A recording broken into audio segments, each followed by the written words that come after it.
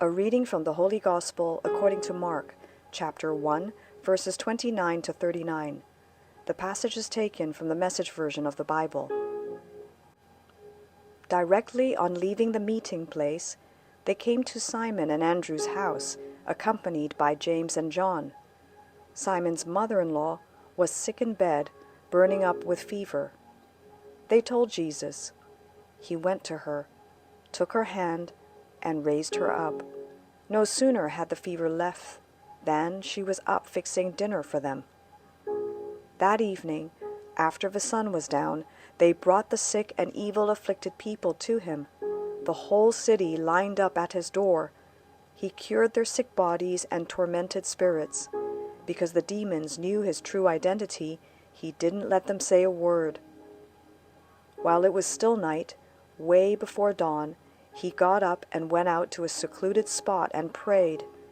Simon and those with him went looking for him. They found him and said, "Everybody's looking for you." Jesus said, "Let's go to the rest of the villages, so I can preach there also. This is why I've come." He went to their meeting places all through Galilee, preaching and throwing out the demons. The Gospel of the Lord. Reflection according to St. Mark chapter 1 verses 29 to 39. Preach your message of life and love. On leaving the synagogue, Jesus went to the home of Simon and Andrew, with James and John.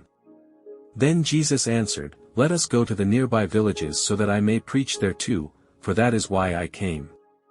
So Jesus set out to preach in all the synagogues throughout Galilee. He also cast out demons. Lawrence went to Indonesia for pastoral experience and joined the English camp for the students there. He is a missionary from Korea, but as many of our Indonesian confreres would say, he was not really Korean with his outgoing nature and extroversion. Imagine a Korean teaching the dance movements for the then Korean hit song, "Nobody But You," but on a table so that everyone could see him. When he was ordained a priest in Korea, he volunteered to be sent to the mission. The congregation sent him to Zimbabwe, where he experienced the opposite of his life in Korea. From a cold country, he went to a hot and humid subtropical place. He left the comfort and affluence of his home country and decided to go and live with the people in their poverty and worsening economic situation. Yet that is why he is a Christian, to proclaim the good news of God's salvation throughout the world wherever he is sent. Jesus, may we go with you to the villages of the world to preach your message of life and love.